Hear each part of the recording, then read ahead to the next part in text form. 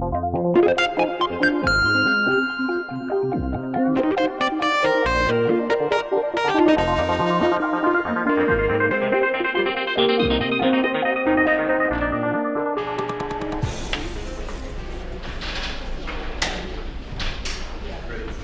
name is Dan Wagner, and I've met most of you before, but there are some new people who arrived just today.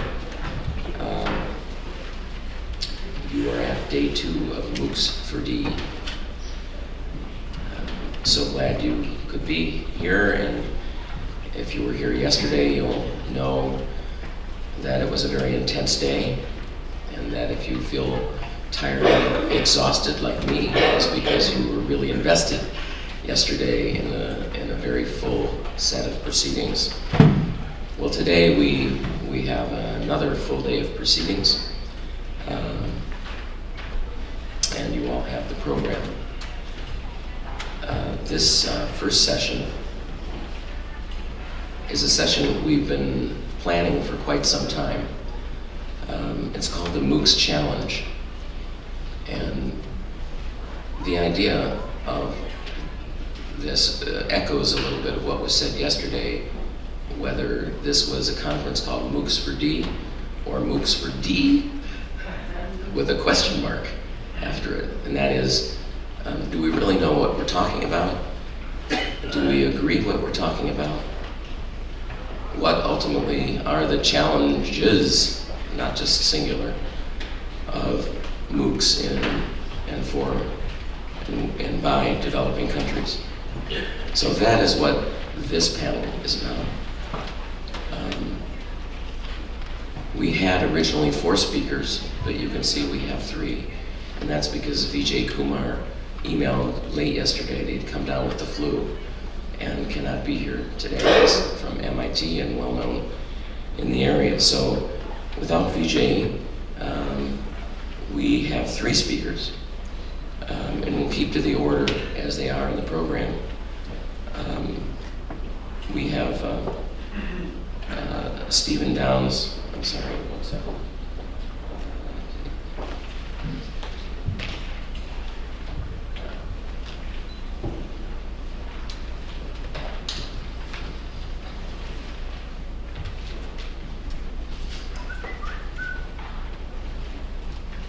Sorry, I actually almost know everybody's biosketch by heart, but almost is a key word here, and I don't want to get it wrong. So Stephen Downs is at the National Research Council of Canada, and was earlier, I believe, at Athabasca, is that right? And there are biosketches. I'm not going to go through a detailed biosketch here. You have them all in the green folder. Our second speaker is Envy Varghese, who's currently at the National University for Educational Planning and Administration in New Delhi, India, and previously at the International Institute for Educational Planning at UNESCO in Paris. And our third speaker is Russell Beal, who is a professor in human-computer interaction at the University of Birmingham. And we chose these panelists because our expectation is that they would come in from very different directions. And I'm hoping that that will be the case. I will come in and say more as moderator after the 3 presentations. We'll go with the 3 presentations in order, then open it up for questions. I'm going to reserve the first question for myself. I have one prepared, and then we'll take it from there. So the first speaker is Stephen Downs. And Stephen, you want to come up here?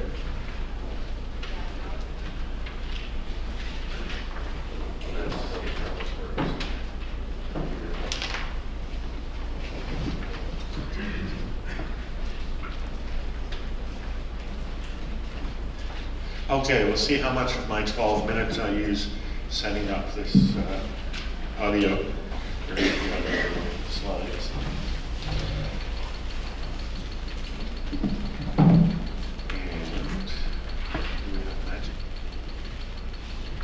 the point was made yesterday. It was made a number of times about the potential of MOOCs to democratize learning. And I guess my first reaction to that was, why would we want to do that, given that the democracy we've created is one in which there's a small amount of wealth concentrated at the top and a significant income inequality and opportunity inequality. And so I think that I'm starting from a premise that we need to challenge some of the premises inherent in even the definition of the problem. We're talking here in this conference about opportunity at the bottom of the pyramid. I don't even like the concept of a pyramid, and I think we should be getting rid of that. The internet is a world where we have an abundance of resources rather than a scarcity. We're working in an economy that's based on scarcity, and the normal process is, where there is not a scarcity, in order to create economic activity, you have to create a scarcity. And my observation is that a fair amount of the discussion around learning resources and learning in general, and development in general, is a reaction to the creation of scarcities rather than a reaction to the actual existence of scarcities. Our approach to massive open online courses is based on the presumption of abundance. It's based on the assumption that the difficulty with access to education is not a production problem, but it's rather a delivery and distribution problem. There is enough knowledge in the world for everyone. There is enough access to knowledge in the world for everyone, but we have not taken it to heart to make that access and distribute that content to those who need it. And indeed, we even need to get away from this model of creating and delivering learning. You know, this OECD model of giving knowledge for free. We need to move away from that producer-consumer model of knowledge, and that was the basis of our invention. It may be a surprise to many of you. MOOCs were not invented in the United States, and they were not invented in 2011. They were invented in Canada in 2008. And I think the fact that so many people don't know this is an indication of this pyramid structure and the creation of scarcity. It's a symptom of the very problem that we're attempting to address. Our MOOCs, like I say, were invented in 2008. They were based on this network structure rather than this propagation of information super professor kind of model that seems to predominate the discussion today. MOOCs do have a definition. Several times yesterday people said, oh, the concept of MOOCs is not defined or ill-defined. It's totally defined. Massive. Massive by design, massive to eliminate bottlenecks, massive to achieve scaling by mesh rather than super servers. Open. Free as in beer, free as in Libra, open as in open content, open as in open door. Online as in online. I find it amazing how many people say, we're offering a MOOC, but you have to come to our classroom to take it. Thereby just not understanding the meaning of online. And finally, course, but course not in the sense of something that looks like a book with chapters and a prescribed path you have to go through, but course in the original sense, where it has a beginning and an end and maybe some mushy stuff in the middle. It's a community you can join for a short time. So there isn't all of that overhead. So we've been building MOOCs since 2008. We've built many MOOCs. I may be the person in the world who's offered the most MOOCs ever. George Siemens also may have that title. I don't know, we haven't counted. Our first MOOC was called Connectivism and Connective Knowledge, and we expected to attract 22 students. We attracted 2,300 students, and the reason why we were able to make it work was because of the design of the course, not because we had the money to pay for massive supercomputer networks. Many other courses follow. PLANK, which stands for Personal Learning Environment, Networks, and Knowledge. That's George's title. A long MOOC we called Change, a MOOC we did with EDUCAUSE and the Gates Foundation on the future of higher education. This diagram, it comes originally from Feldstein, actually shows the history of MOOCs. We draw from a world of open educational resources, open content, open source software. That's the thinking behind our MOOCs, which we developed in 2008. The other MOOCs start up in 2011 and are based very much in a traditional lecture-based, institutional-based model. Another MOOC, and this is indicative of the sort of structure of our MOOC, this is one George did on learning analytics. The concept of C-MOOCs or connectivist MOOCs is spread worldwide. Again, we didn't form a company or get venture capitalist startup. It grew organically. This is Moby MOOC that was created by Ingrid DeWard using our Grasshopper technology. And as you can see, it's spread around the world. Jim Groom at the University of Mary Washington has done a series of MOOCs called DS-106, based on interactivity, based on creativity, and based on there aren't any rules for MOOCs. That's totally Jim. Right now, as Papa Yoga Dian said yesterday, we're involved in a project with the University de Moncton and OIF to offer a MOOC en français on the topic of open educational resources. Again, hearkening back to that origin. The design principles for our MOOCs, and there is a design, involve four major elements. And it's interesting to look at these elements and contrast that with how learning is done in universities and how it's done in Coursera or Udacity or whatever. Autonomy. People make their own choices. They select their own path. They pick their own learning resources. We don't assign a book. People choose the resources that are most appropriate to them. Openness. Content comes into our system, content goes out of our system. It's not a silo, it's not closed. Even like how many people are in our course, that's a fuzzy number because you're not either in or out. You might be all the way in the course, you might be partially in the course, you might be sort of on the cusp. And it really doesn't matter how in or out of the course you are. Diversity. MOOCs are a mosaic, not a melting pot. The idea here is that we're making the overt recognition that people have different objectives, different goals, different values, different languages, different technologies, different cultures. And finally, interactivity, knowledge that scales, knowledge that's not limited by how much knowledge a professor can have in his or her head, which would then be distributed, but knowledge which is created by and can be contained only by a network of interacting people. This is the model that we're based on, where it's going in the future, and where we're working on, if you will, son of MOOCs, is personal learning and performance support systems, not more massiveness, but more personalization, more person-developed content, person-developed community. We have a program at National Research Council called Learning and Performance Support Systems. It includes 5 major elements. Personal learning record, not just badges, not just credentials, but going well beyond that. The key here is a person owns their own records. It's not a big base of data to be mined and used for advertising or whatever. A resource repository network.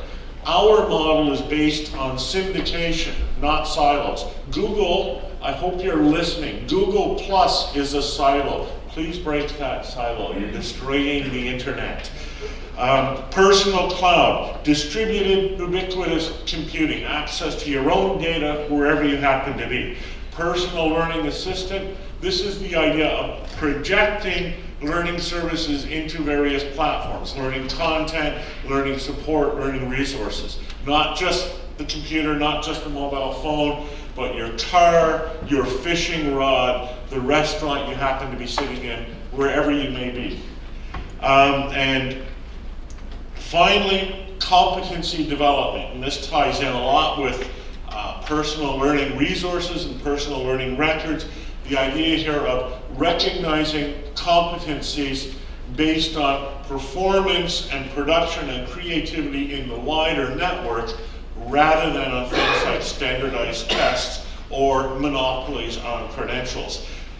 This kind of model, which my experience is there's a very significant demand for, is going to pose a significant challenge to traditional educational institutions. But it's also the way forward, in my mind. It's the way out of the pyramid. It's the way out of the focus on the top level elite universities. It changes the picture from education as a service we all provide to something that we create the infrastructure for, so that the people of the world can create it and share it in an equitable fashion with each other. That's my talk, that's my 12 minutes, and I thank you for your time and your attention.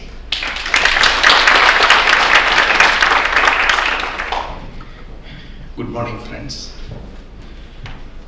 Thank you, Dan. I'm very happy to be in Dan's kingdom. Thank you very much for this invitation and giving me an opportunity to interact with the galaxy of intellectuals from different parts of the world. Friends, what I'll try to do, I'm neither a technologist, nor am I somebody who has developed any MOOCs programs. I'm certainly an educationist, and more specifically an educational planner. Therefore, I look at the effect of MOOCs in spreading higher education in the developing countries. I think the first point that I'd like to make is on higher education. I think this century has seen the highest or the largest expansion of the system. Around 77 million students added to the system within a period of 10 years. And perhaps that is the largest expansion that has ever taken place. And what is more important is that this expansion did not rely on public resources alone. This is in contrast to the developments that you have seen in the earlier periods, where development of higher education was more or less centered around the public resources. So it shows a ability and willingness to pay for higher education by the households, because people feel that higher education is something good, not only the government but also the households. Unfortunately, the disparities between the developing countries and developed countries is widening in terms of gross enrollment ratios. When you have gross enrollment ratios above 80% in countries such as USA, you have 6% as the average for sub-Saharan Africa, and it remains in single digit in the South Asian countries, except in 1 or 2 countries, which means that this disparity is not only existing, it is also widening over a period of time. In other words, what you are talking about is that while the developed countries, I have used the term OECD countries, are talking about universalizing higher education, the higher education development in the least developed countries is still in a stage of elite stage of development, not even reached a stage of massification. So therefore the question, and moreover, in these countries, since thanks to the EFA programs and many other activities, what one finds is that there is an expansion of the school system, and there is a tremendous pressure on the higher education system to expand. And the social demand for higher education outstrips the brick and mortar system of higher education, the facilities that can be provided by this system or by the traditional ODL. So the question that I am asking is more the answer. I think if you look at MOOCs and its spread over a limited period of time, what one finds is that its potential is tremendous. And I find that in terms of expansion of higher education, one may find that if MOOCs can be utilized in the least developed regions, that will move towards more equitous distribution of higher education facilities in the globe. And what one finds is also that India, with an enrollment of 0.25 million students, account for the largest non-US enrollment in Coursera. There is a feeling that it is also mostly an American-centered or developed country-centered phenomenon, MOOCs, but that is not true. It is spreading slowly but steadily to the developing countries. There are also efforts like in China. I have mentioned about the university which is ranked first among the BRICS, created a consortium of leading universities to offer MOOCs in Mandarin. In IITs in India, Indian Institute of Technology in India also relies on MOOCs for skills in the information technology sector. The University Grants Commission in India formed a high-level committee to develop norms to offer, to guide, and to monitor MOOCs in the universities. I think the potential, at least in India, is that it is estimated that there will be 330 millions in India will have internet connectivity by 2050. This is an enormous potential for MOOCs. What does that mean? Of course, as of today in the developing countries, technological infrastructure constraints spread of MOOCs, which was mentioned by many speakers yesterday. I will not get into the details. The second element that I would like to highlight is the language constraints. It is, many of the courses are in English, and therefore those people who are now remaining unserved by the higher education are also the people who are more deprived than those who are inside the system. Therefore, it becomes more difficult and language becomes a constraining factor. And secondly, there is no pedagogical support that is extended to MOOC courses. And there is no mechanism or guidelines to grant credits to those who opt for MOOCs. And you will also find that if you look at an analysis of those who benefit, I try to have based on the different reports, find that in India, most of the MOOC students are young, male and educated, living in urban areas. This is the profile of the large majority of the students. Nearly 80% of those students who are enrolled in MOOC courses already hold a university degree. So it is not the first degree that MOOCs is spreading to different areas. Good English proficiency, as I mentioned, many of them are fully employed, full employment. That means they are employed, they are not remaining unemployed graduates looking for jobs. And they are not necessarily looking for a degree. But unfortunately, when we are talking about expansion of higher education, this is not the clientele that we are looking for in the developing countries. So I just want to see this disconnect while romanticizing the positive advantages of MOOCs. When looking from a developing countries point of view, there is a disconnect between who needs higher education in these countries and who gets higher education through MOOCs. I just want to highlight this. Therefore, I feel that MOOC serves the privileged students, privileged in two counts. One is educationally advantaged. This is also the issue when you have admission tests and many other things that we conduct in the brick and mortar system. They favor educationally advantaged students. Brick, through its social selection process, also contributes to the same process of selection through the language, through the internet connectivity, etc. They are also always contributing to attracting more of the elite sections.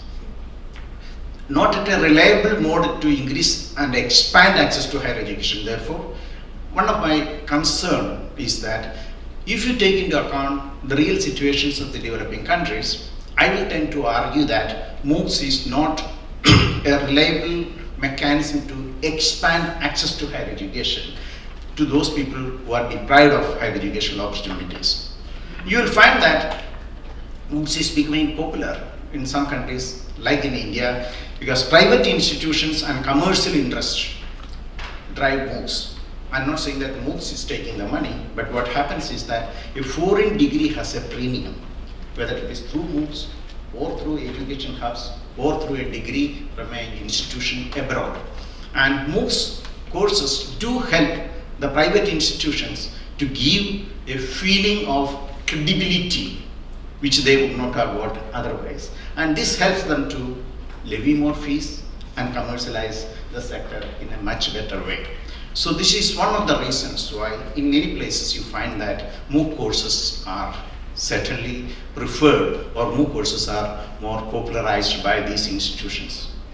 But one dangerous trend is that MOOCs and the global learning crisis, if you read the latest 2014, EFA Global Monitoring Report, the whole report, a greater part of the report is spent or invested on explaining about the global learning crisis. What one finds is that it is the disparities in access are getting narrowed down, but the disparities in achievement are widening.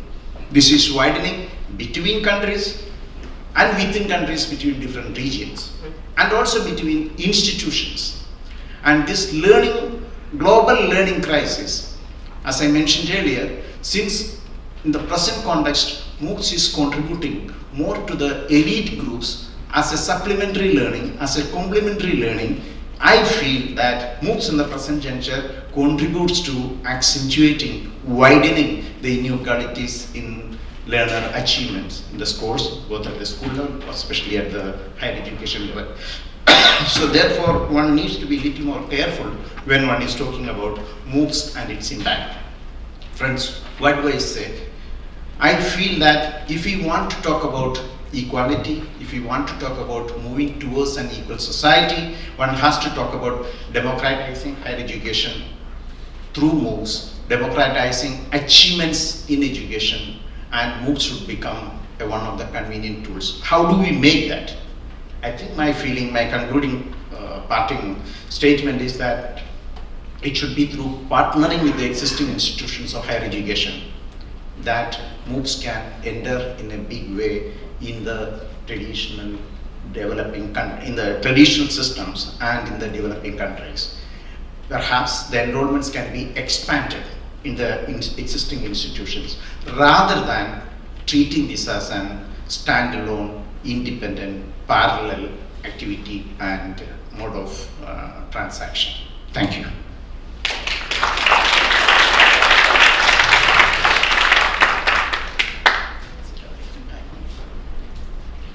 Yes, that was on time. I didn't have to get out my little red flag. Our next speaker is Russell Beal.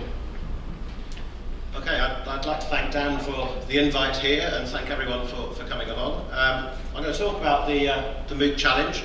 My name is Russell Beal. As you can see, I've got two affiliations. I'm a Professor of Human-Computer Interaction at the University of Birmingham. I'm going to talk a bit about HCI and MOOCs and why I think they're critically important.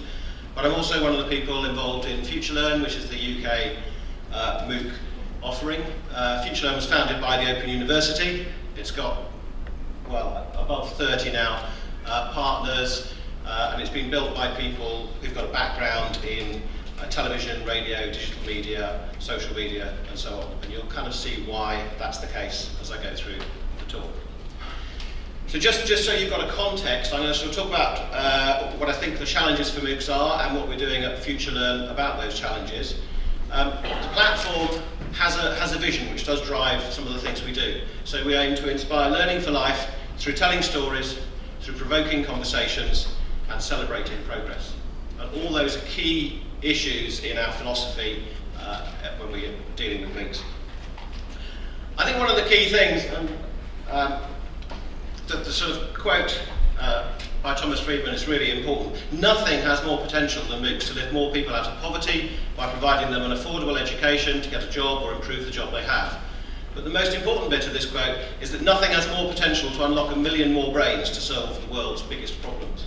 And we are facing a lot of big problems, and we do need a lot of new perspectives and a lot of new input on that. Now, there's been a lot of talk about MOOCs from both the sceptical perspective and the enthusiastic perspective, and I think we have representatives of all those factions here, which is great. But we were asked in this panel to talk about some of the key challenges. So I'm going to list for you the key challenges that I think there are, and then how we might go about addressing them. So the first is that we need to transform MOOC 1.0 to MOOC 2.0. We need to develop proper pedagogies for the massive, the big M that's at the start of MOOCs. We need to think about being mobile first, not as an afterthought. We need to think about delightful user experiences, and we need to consider analytics that give us insight, not just large quantities of data. So I'll go through each of those in turn. MOOC 1 to MOOC 2, what do I mean? I mean that the web, when it first appeared, was 1.0. That's, oh, we've got some interesting information here, let's put it up on a web page. And that was really interesting and really revolutionary and transformed a lot of things. But when the web got really interesting was when it became Web 2.0, when it became social and it became personally relevant. Now I think we're in a similar situation with MOOCs. Currently, we've got lots of nice educational materials and we make them available online. And we assume people are going to love it and learn and do all sorts of fantastic things from that. But I think we have to do more. I think we have to go towards MOOC 2.0, where we make MOOCs much more social, where we inspire learning for life, and we get this transformatory effect. So one of the things we do at FutureLearn is that we have conversations as part of the platform. So we encourage people to make comments on any of the stages, any of the learning elements in there. And these comments are integrated with the content, so that other learners that come along may not want to comment, but they might want to read what other people have said. And so you get conversations going on. Now these are reflected in an activity feed. You can view this activity feed by the people you follow. You can like comments, and you'll see there's a whole kind of social network ethos there, because people learn very well from each other. People want to add to material, they want to give alternative perspectives, they want to make arguments. And what's really interesting is that learners do seem to like this. It's quite nice to point to evidence and examples. The bottom one is good. It's like the basic course is in 2D, but all the comments lift it into 3D and make it come alive. That's the sort of engagement and enthusiasm that you want to have from learners. So the key thing about MOOC 2.0 is going to be empowering not just learners, but empowering educators. It's developing tools that allow people to create these materials easily and effectively. It means that they can develop appropriate education that's appropriate for the localities that people are in, whether that's the developed world or the developing world. So my next point was the pedagogy of the massive. Now, at FutureLearn, we've done a lot of thinking about pedagogy and had lots of arguments, but we're basically taking a social constructivist approach, where we don't insist that people are socially active, but we understand that they might want to lurk and read material from other people, and then may develop into commenting and so forth. And we also want our educators to engage with our learners and to engage in those conversations and do other things. And for those of you who like educational theory, there's a whole set of stuff up there. But we've also got to go beyond what we currently know. Lots of our approaches work well for educational materials online. The Open University has been delivering distance courses for many years, but it has a model of allocating what are called associate lecturers to groups of students. So although it's distance learning to tens of thousands, sometimes hundreds of thousands of students, each student is in a group of 10 to 20 interacting with a particular tutor. Now that's kind of massive on one hand and not really massive on another. For lots of situations, it's just not scalable. They can only do that because they charge significant sums of money for their courses. When it's free, it's a bit harder to do. So we need to invent new pedagogies that leverage the benefits of masses, that don't say, oh, massive's really difficult, that say, what can we do with massive? How can we do small group discussions with 100,000 students? How can we leverage the crowd, the wisdom and the ignorance that's out there to do peer review and peer assessment effectively? How can we let people set their own goals so that they become motivated in their own way? We don't think that completion is a sensible metric, because people often drop out of courses because they've got the information they want. Or they drop out of the first run of a course because they ran out of time and they pick it up partway through the next time it comes around and they finish it off. Does that count as completed? One course, partially completed? It doesn't really matter. If people have got out of it what they want, that is key. So we're developing things like peer review, peer assessment, that will work on a massive scale. And we're trialling lots of different approaches that allow us to leverage the power of all the learners out there contributing to the learning of other people. We also think it's important that people get motivated to continue, and we want to enable them to set their own goals. We want to demonstrate to them what their progress is, that they can see how well they're doing, and that they can get a record of how they do that. We offer at one level examinations in a whole variety of centres worldwide. At a much lower level, a statement of participation to show you've done the course. And we will soon be offering online records of learning that the students have ownership of and that employers can look at and check. My next challenge was mobile first. I think one of the key things to realise is that the mobile phone is the computing platform for the developing world. And therefore, if MOOCs are going to be successful, they need to be designed with mobile first in mind. So they have to be responsibly designed. You might have to build specific apps for specific things. You've got to be particularly aware of bandwidth. Now, bandwidth is a very interesting issue because people say, oh, there's no bandwidth there. That's actually not always true. There are lots of places where leapfrogging over fixed telephone lines means that by lowering a large shipping container, erecting some solar panels on the roof, gives you relatively quick, relatively cheap, in the grand scheme of things, access to bandwidth. And bandwidth issues will disappear going forwards. So it's critical that our MOOCs work well on tablets, on mobiles, and on desktops. You can't just assume people are sitting in front of PCs. Now, the next bit I'm going to talk about is delightful user experience. And I think this is particularly important for the developed world, because very few people we know have to do a MOOC. If you think about what we're actually competing against, we're competing against people casually watching TV.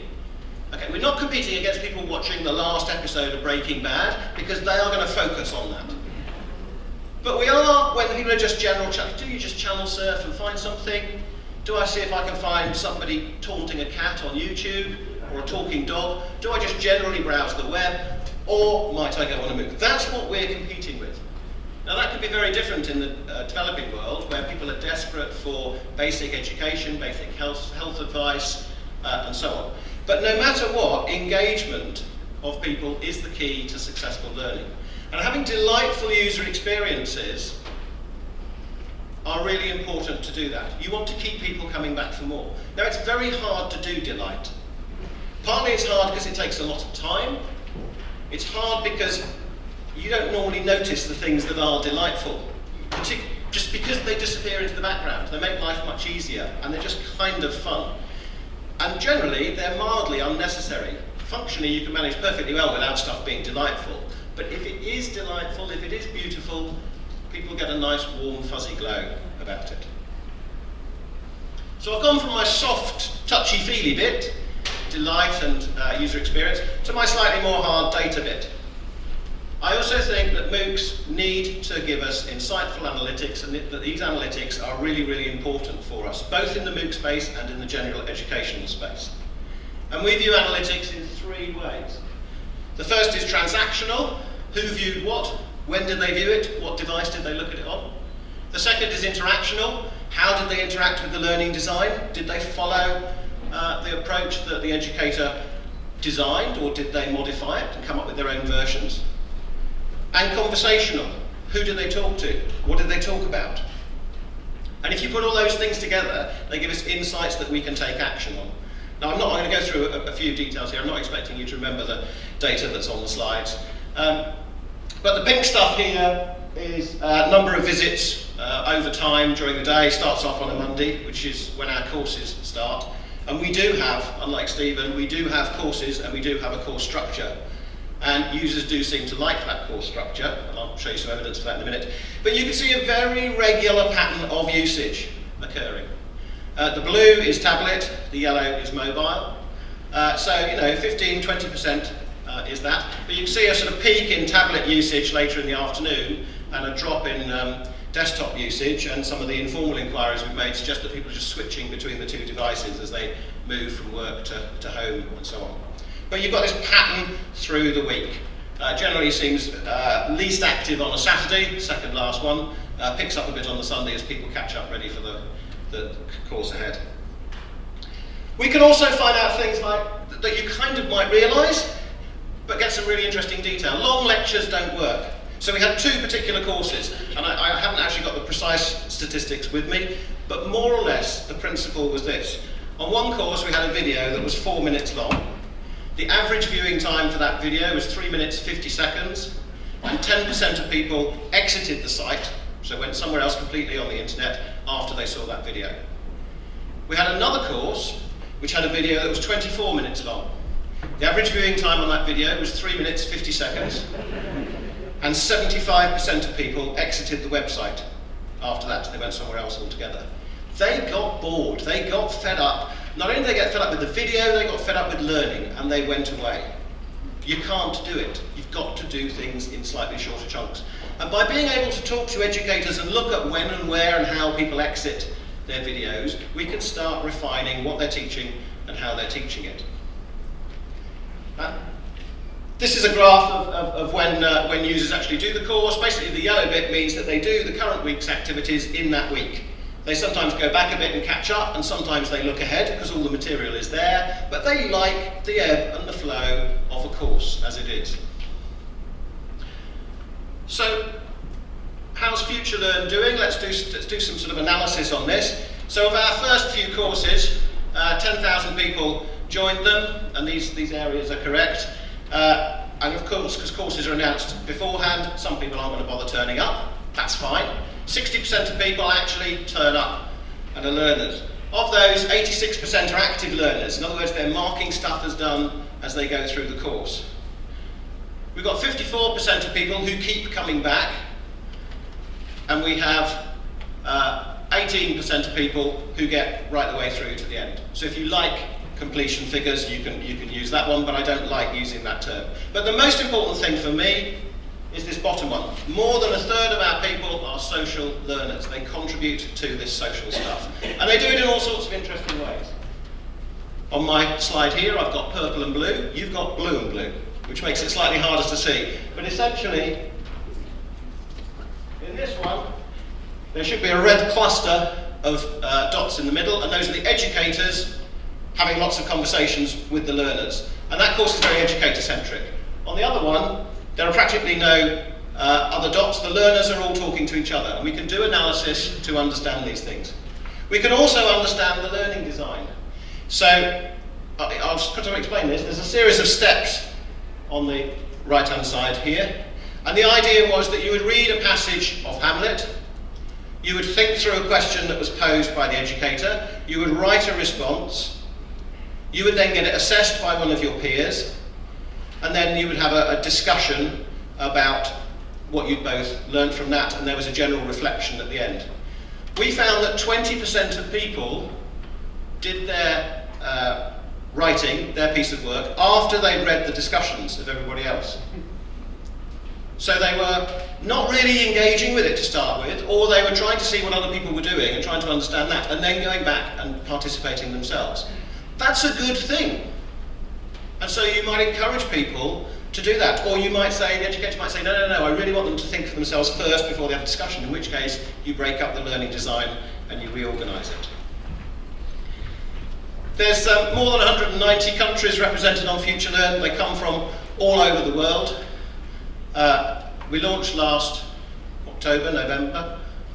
We've got more than more than 250,000 registered learners, each of whom signed up for at least 2 courses.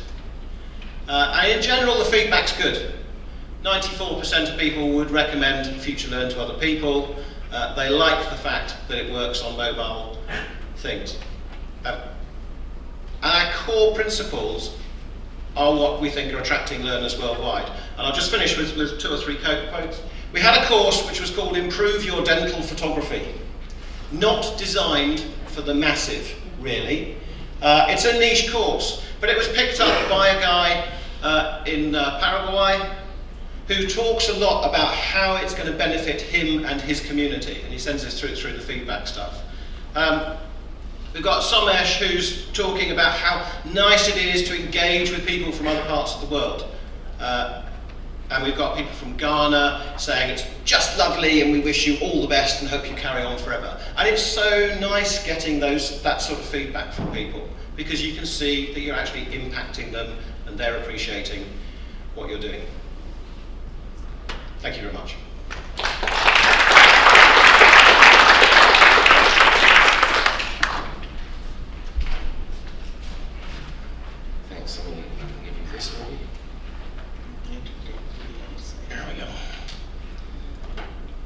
as promised, 3 very different presentations, all very interesting.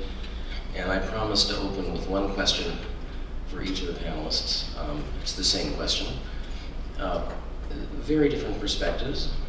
The conference is, of course, MOOCs for D, potential at the bottom of the pyramid. So when we were planning this conference, part of it was our own questioning amongst ourselves, the organizers. Are MOOCs all an upside, or are they all a downside? I mean, so my question to each of the panelists, very briefly, 20-second response, maybe 30-second if needed. And I'll start with you, Stephen. Give a sense of both an upside and a downside from your perspective of MOOCs. I realize we have different definitions going on, but you first, and then Varghese, and then Russell.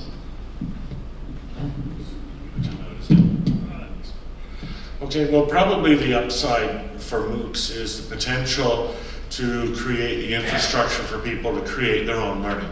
I think that's really significant.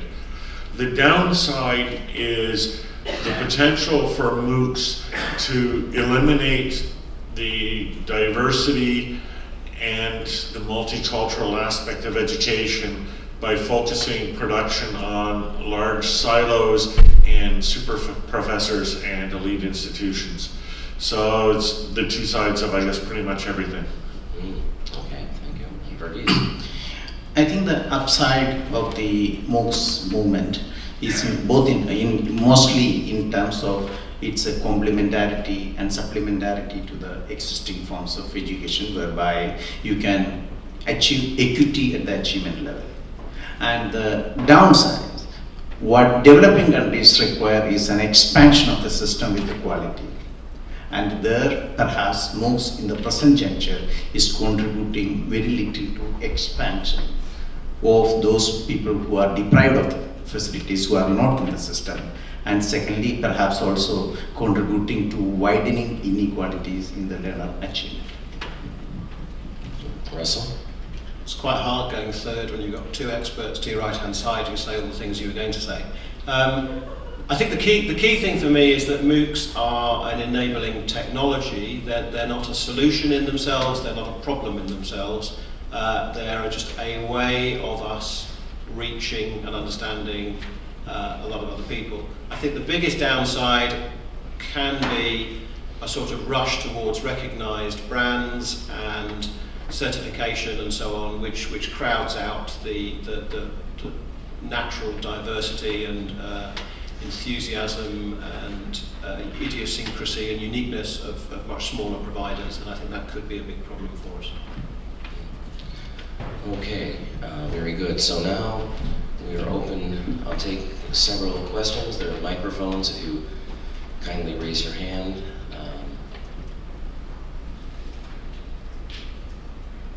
There's one here, over here. Rory McGrail, Athabasca University, Canada. I'd like to just suggest to you that we could have both. That we could have these massive, big courses with the super professors and everything, and we can have MOOCs with diversity as well. And I don't think that they're mutually inclusive. And in fact, my belief is by having these massive courses, it might free up a lot of teachers in order to be more interactive and diverse and promote diversity. I don't believe that it's an either-or situation. Can I follow up with you, Rory? Just a quick, Rory, let me ask you a question. What do you think is happening? Good. You use the word, I think something can be. I'm always dubious of that word. What do you think is? Well, I think it is happening now. We're in that there's this fear that if the big board get going, that it'll drive everybody out, and I don't believe that. Nor do I believe that if we have a huge diversity of MOOCs, that the big board won't be in as well. Okay, there's a question over here. I might add that my sense is from the so-called big boys, of which Penn is a part of, that we think that by investing and going headlong, we are trying to grab market share. But anyway, we'll see what others say. So Laura Horn from RTI International, and this is a question for Russell Beal. As a person who appreciates data, I'm just wondering about your users. So are they also young, male, highly educated, and have advanced degrees? And they're participating in lifelong learning, which I appreciate, but isn't in fact at the top of the pyramid. I guess there's two answers to that, yes and no. So you're right that the majority of our users are, they're about in the 25 to 40 age bracket. It's actually equally split male-female, predominantly from Europe, but far-flung. But we do also have a lot of learners from other things. So one of the people who's kind of one of our stars in some of the discussions we have is a guy called Norman, who has rediscovered learning, age 98, and is engaged in good brain, bad brain, and kitchen chemistry, as far as I know at the moment, and is doing very well. And then we've got people like Pablo, who was from Uruguay, talking about the dentistry. So yes, we are hitting very much the top of the pyramid, but we're starting to reach further down, and we've got a number of initiatives and ideas as to how to extend it further. I think for us, what's interesting is that because we're funded by the Open University, they would like us to become self-sustaining in the future, but we don't have to make a big profit. And that means that we have a little bit more freedom and flexibility to try and actually bring benefit to some of these markets without generating large quantities of revenue. And that gives us a little bit of flexibility, but it does mean early on we do have to target ourselves a little bit more at places where we will generate enough revenue to keep going. I don't see a hand. Well, there's a hand going up there, but I'm going to ask, I see two hands. Let me ask a question myself while we're getting set with that.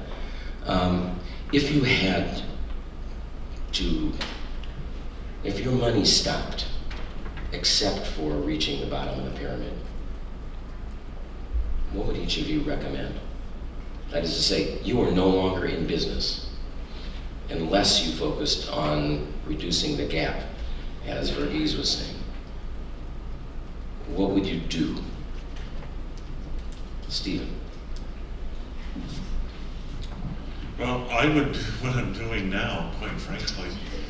I mean, the model that we developed is specifically designed to be a model that encourages creativity and empowers people across the spectrum when that embraces diversity and openness. Our model, and I got 3 points in response to Rory, which you can get back to if you want later, but our model doesn't depend on big funding and lots of money. Our original course was run on a budget of, 25 cents. We're based on open educational resources. So if you took away our funding, that model could still continue. We're not trying to create artificial scarcities or business models so much. And so I think that a network-based, community-based model is most likely to achieve the outcome of supporting, as you say, the bottom of the pyramid, and as I would say, making the bottom of the pyramid something other than the bottom of the pyramid. Okay. Verghese? I think, one is moving from schooling for all to learning for all. And experience in the world has shown that if you want to move to a stage of learning for all and overcome the question of global learning crisis, the only way is that targeted intervention through public policies. And this targeted intervention in many countries in the world have shown that we have to have unequal inputs to reach more or less equal outcomes. So how do we put these unequal inputs is the issue, and that is why it becomes an issue of public policy. Well, that challenges a lot the whole idea that it's your two colleagues, because you're talking about how does government get involved, and the MOOCs have No, I didn't use the word government. I said public policy. Public policy in the present context, of course, without government you cannot have a policy. But public policy is not today the monopoly of the governments. Okay. Okay. So for me, and I think for FutureLearn, one of the approaches that we've taken is that we're very much a partnership with our universities and our cultural partners and so on. And the idea is that we work together to bring the relevant benefits. And I think what we would do is continue that approach. I think there's no doubt that you need to have locally focused education provided by local people for local people, and so we would effectively try and make available as many of our tools and resources as possible to encourage their uptake. Would you go back to your colleagues at FutureLearn and say that you went to this conference and we better get our act together so that we can respond to the bottom of the pyramid? Just say yes. In the 2 or 3 weeks before I came here, I've had large numbers of meetings with people where I've been saying to them, let's assume someone comes up to me and says, that sounds good, can we use your platform? What can I reply? And the response has changed quite dramatically over time, so we're already having those conversations. Okay. There were a couple of questions out here. Yes, please. Identify yourself and the question. My name is Ming Padi. I'm from East China Normal University. I think I would like to echo what you have already discussed a little bit and my comments on the other things. And I believe that MOOCs potentially close the gap between the developed country and the middle class and above in developing country in terms of knowledge dissemination, but actually it may enlarge the gap within developing countries, because many social classes at the bottom do not have the kind of access to internet and do not have much time in learning and do not have much resources to help them to learn. So I think that the impact of MOOCs revolution for development could be two sides. Now, turn to the kind of comments and the question I want to ask. It is, I really think MOOCs is not going to be like just allow the super professors to do the business. And actually, I think it will really open the door for personalized teachers to get into the market. Eventually, I think that the MOOCs, as we understand it today, like something called the MOOCs 1.0, 1.0, will eventually reduce to be e-books. We all know that e-books are not just use text. It can be visualized. You have various short clips of videos we call MOOCs today. Okay, but actually it can be e-books. So by the end, MOOCs will be combined with local professors. Then innovation will happen locally. So individualized learning will happen over there. So MOOCs will eventually combine with human face-to-face interactions, not just online. Okay, there was another question. We'll take several questions here. You'll have another chance. Yeah, sure. Identify yourself, please. Sure. Hello, friends. I'm Rebecca Stokel from Education Development Center in Boston. I want to acknowledge that a common theme we've heard from the panel and in the day preceding is an acknowledgement and a celebration of a paradigm shift from effectively knowledge transfer to knowledge exchange. And I think that if we truly want to lift people out of poverty and vulnerability, we need to go beyond that and find paradigms and mechanisms to achieve skill mastery and sustainable behavior change. So I'm wondering what the panel thinks about the technology-enabled supports for those deeper kinds of learning and mastery. Okay, and there was another question, Nathan, down here.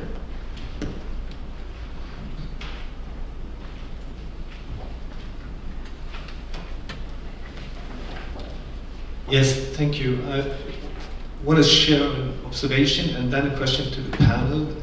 But first, I just want to thank Bagese for his conclusion, which is in line, at least, with the observation that we have done in ICDE when we brought in specialists from different parts of the world to look at what are the needs regarding MOOCs, right?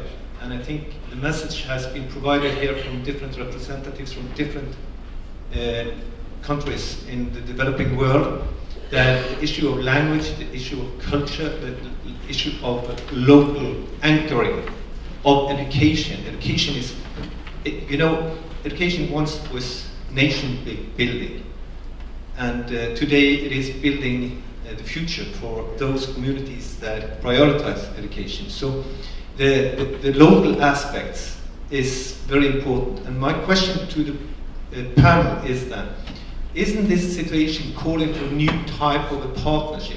You mentioned that the development of MOOCs should be connected to the local universities, so local learning communities. But I would say, should we also call for a partnership between those local learning forces, good universities, and open and distance universities, which have a huge experience in providing different types of distance education? Thank you. Okay, and we'll take, there was one more question back here. Nathan? Maureen? What we'll do is we'll take this last one, and then this will have to be the final set of comments because we're almost out of time. Everybody will get a chance to respond. Hi, Maureen McClure, University of Pittsburgh. I've been very intrigued by Tahrir Academy's crowdsourcing content, and those crazy Canadians have been crowdsourcing platforms for some time. I was just wondering if anybody's been doing MOOCs, or you know of any, that's been crowdsourcing funding as a way of supporting the kind of things you were talking about. Okay, so that's a wide variety of questions and comments. Their time is short, so if I could just ask, maybe we'll start in reverse order this time. Russell, to take whichever question interested you and give a fairly brief set of responses. Okay, so I've got kind of one response which I think touches a number of issues that people were talking about. I mean, I think it's really interesting that MOOCs have been promoted by higher education, because that to me seems like a major accident. And we're in higher education, we're doing it because we've got the time and the money and the resource to have a play in this space. But you know, all the concerns that it's going to revolutionise and transform higher education, I think are misplaced. I don't think that's where the impact is. I think the impact is much more in the adult education, in further education, in the skills-based approaches to things, all the way down through to primary stuff. And at the moment, the people, you know, building courses and disseminating them for the millions are not the people where we're actually going to get the main impact from. So we do need to move down through the different levels of education and out into the communities so that we get this sort of complex web of materials. It's not that much use to see some superstar professor from a leading university talking to you about some obscure bit of quantum mechanics if what you're really after are basic bits of education. And in some ways a disservice, because the people who will benefit from that will then up and leave their communities behind, and we don't want to do that. So I think as we sort of slowly disseminate things down and outwards, we'll see quite a big effect of things then. I will respond to two questions. One is to Professor Lee. I think the cumulative learning deficit is the major concern in the world today. 96% of the students at the primary level in the developed countries while pick up basic skills. 240 million children in the developing world do not pick up the basic skills. And this has a cumulative effect in terms of learning deficit. I'm talking about those people when they come to the universities. There are also countries represented here where the dropout rate in higher education is almost touching 45 to 50%. These are the people where MOOCs cannot touch. So when I'm talking about that, I feel that MOOCs will be making the elite in the developed, elite means education elites in the developing countries and in the developed countries look alive, or democratize, or make them more equal. But at the same time, between countries and within countries, these inequalities in terms of learning will be widening. Second is that I agree with the friend who said that, partnership. Yes, partnership not only with the distance learning mechanism, but also the institutionalized ways of promoting education today. And that is one of the points that I was going to emphasize. Thank you. Okay, very interesting questions. I want to talk or begin to address them by talking about something Russell said about the need to transition from MOOC 1.0 to MOOC 2.0. And one of the comments was that MOOC 1.0 is essentially an ebook, which is quite right. Historically, what happened in MOOCs is we began with MOOC 2.0. Everything you described as MOOC 2.0, we already built and have been delivering for the last 6 years. What happened was when the large institutions came on stream, they reinvented MOOCs in the model of 1.0. And then, even more to the point, the discussion became one where that is what MOOCs were. There was no history. There is no other point of view. There was no MOOCs 2.0. And wouldn't it be good if we had some projects and some funding in order to develop this? And the big concern that I see with this is not the fact that they get all the credit and all of that, because I don't care about that. But what I do care about is that when you have this model of the large institutions providing the super professors or whatever, that they swamp the message. And this is what creates the inequality of developing worlds that you're talking about. This is what creates this similarity between the elites in all the different countries. And this is what creates issues of language, culture, localization, etc., that a number of you spoke about. It's interesting because if we have the perspective that MOOCs are the things that these big institutions are producing, it even goes to the point of distorting our data and our analytics. Again, Russell gave us a bunch of data and a bunch of analytics, but all from the perspective of future learn users. And what he did not give us is data from people who have never accessed Future Learn, or even people who dropped out of Future Learn.